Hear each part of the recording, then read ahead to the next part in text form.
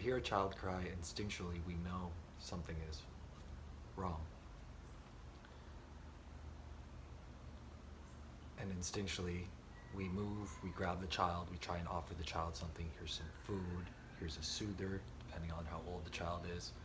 Maybe we pick them up and we hold them, we offer them a toy. Or maybe there's something already in their vicinity that they need to separate and create space from. Whether that's another child or just a hazard or something that feels hazardous and feels dangerous to them. And we know this, we don't have to think about this. This is just something we know as parents or just as humans. You hear a child cry and you know what I mean? Something's wrong. And for people that maybe don't have children, or I know there are certain people that are very triggered by a child's cry, maybe in the grocery store, and it's just, you know what I mean? Whether intentionally or consciously or unconsciously, it's, I don't want to hear that child cry. And it's because we know that something is wrong. And if it's not our child, it's somebody else's child. And especially if we do not know what to do because we are not parents, or maybe we are parents, and even as parents, we definitely do not know what we're doing much of the time. We're winging it, let's be honest. And hopefully getting better as we go and as we learn. But you hear that child cry in the grocery store, and even though you don't know what to do, you hear it and you know something's wrong. And instinctually, it triggers us to be like, what can I do to make myself feel safe? Because I don't feel safe anymore. I hear that child crying and I know something is wrong and I don't know what to do. And now I feel like there's something wrong in my world, because there is. In your own perception, you know what I mean? You have now tuned into the fact that something is not as it should be. And you have no control over this situation. If you don't know what to do, or if it's not your child and you don't feel like interfering, or intervening, not necessarily interfering. And that comes up, and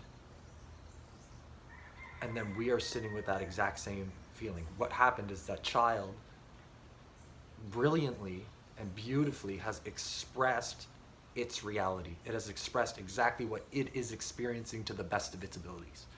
And the child is not concerned with what you, as the passerby in the grocery store, thinks, or what mom is thinking in the kitchen when she's trying to prepare food while the child cries in the other room, or when the child is going to bed and it doesn't realize that mom has to brush her teeth, or dad is reading a book with the other child. And it just cries because something is wrong in its world and it wants it fixed. It knows that something is wrong. And in its world and perception, it is completely correct. Something is wrong. It's not about saying that something is right. The question is, what is wrong? And it's always the same. The child wants to know that it is loved. That's it. It is our only job as parents, as adults or mentors to children, as older children, or even as children, as soon as we receive enough awareness to realize this, to realize that the only thing any child, young or old, the only thing that any child wants to know is, am I loved? This child is conceived in love. It is held in the womb by love, regardless of what conscious or unconscious programming and reality the parents or mother was living during pregnancy and conception. There is a body, there is a natural function, body, physical, mental, emotional, energetic, that has fed and nourished this infinitesimally small speck. Nourished. All it's done is nourish. It didn't tell it to do anything. It didn't teach it to do anything. It just nourished this infinitesimally small speck of two cells. I don't know if they're actually cells, you know what I mean? But the sperm and the mother's egg, I mean? And it's nourished that infinitesimally small speck with love, consciously or unconsciously. That's all it's done. It's just nourished and said, I'm here for you. I support you. You do what you need to do. And that tiny little speck has grown. For 9 months, it has grown in the womb of the mother, all by itself. It knew what to do. It knew exactly how to go from that speck into this human baby with little hands and little feet and two eyes that can open and close and lungs that can open and close and breathe, bring in air and exhale, bring in milk, knows how to get the boob right away, knows exactly where the milk is instantly. Soon as it comes out, it knows. Mother doesn't have to show it that. Mother doesn't have to teach it that. It will find it. I know my son tried to find it on me, and he did. He knew exactly where to go. Didn't get any milk, but he knew. They know what they're looking for. They know what is required for their own survival, for their own growth, for their own emergence into this world. They know why they are here. And the only thing they need in order for that to naturally blossom and grow is love. That's all they need is love. Us, we have our inner child, and everything that is stopping us from growing up from an inner child with these stories and experiences that we may consciously or unconsciously know, but are holding us back from being who we truly are, from being the full emerging entity or person that we actually are. We were that infinitesimal speck. We knew how to grow into this baby human, and we know how to grow and become all that we are. All that we are, not the programming, not the beliefs, not the structures around us that have told us what we are, but who we actually are. What was integral and essential in the infinitesimal speck is us, is our very essence of who we are. And all we need to let that come out is love. And when we hear a child cry, they are expressing that.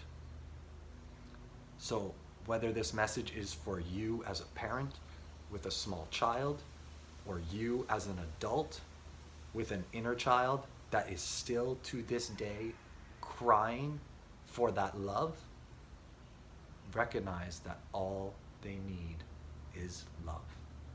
And love does not have to be some extraordinary circumstance of gift and nourishment. It's just, it starts with awareness. When you hear a child cry as a parent, and you go to them, and maybe you can or cannot give them whatever it is they are crying about. Maybe they're crying for a toy, and it's not a toy that you're going to have in your house.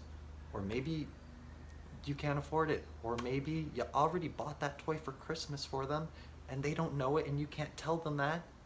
So how do you say no and still let them know they're loved? Because the cry is not for the toy.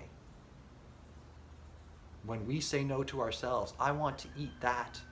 I want to buy this for myself, but I can't. I want to buy that brand new truck or brand new sports car, or I want to go on that vacation. Inner child crying. I want to have the big toy. I want to have the big truck. I want to go on vacation. I want to be free. I want to go play. I don't want to go work my 9 to 5. That's what I want. That's amazing.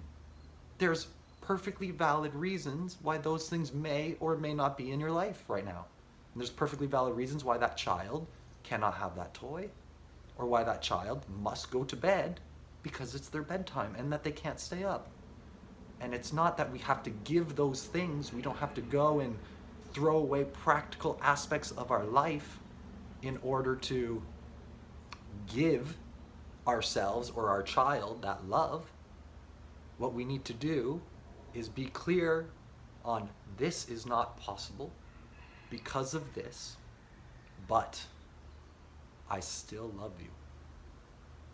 I still love you. I am still here for you.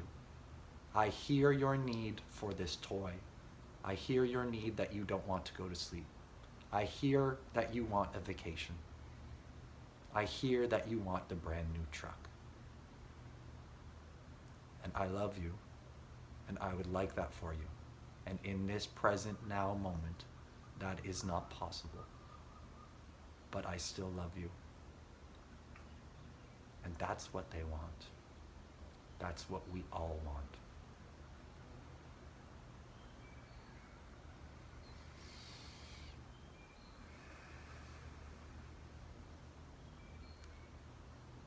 And if we all, starting at the individual level, right here, with us, this person, the person you are, can start to recognize that and start to give yourself that through pure recognition, awareness, that's how you change the world. That's how that inner child or that little child knows that this is a safe and nourishing environment where it can grow, where it can become all that it is, where we can truly emerge from the cocoons of this reality that we've been born into and become all that we are. So we become the butterfly and we can fly away on that vacation or to that truck or so far beyond. And that child knows that that toy is there, but it no longer needs that toy. It has what it truly wanted. It knows that it is loved. When it knows that it is loved, the toy becomes unnecessary. The vacation becomes unnecessary. The bedtime becomes irrelevant. It belongs. It is nourished. It is welcomed. It is recognized. It is safe. Just as it was in its mother's womb. Just as it was when it was this infinitesimally small speck with everything it could ever need to become that which it truly is.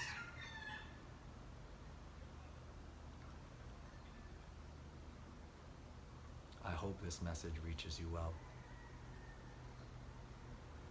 I love you all. To all the parents out there of external little beings walking around, running, crying, crawling, getting into all the things they're not supposed to. To that person in the supermarket that hears a child crying and says, "What's wrong?" Ask yourself, what's wrong in here? What's wrong with my inner child? To that person that feels stuck. I want this and I want this.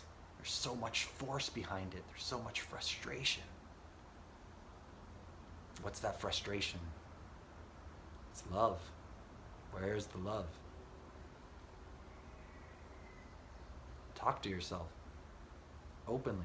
Do it in front of a mirror. Do it with your eyes closed. Do it in the middle of the forest. Do it to your pillow. It doesn't matter.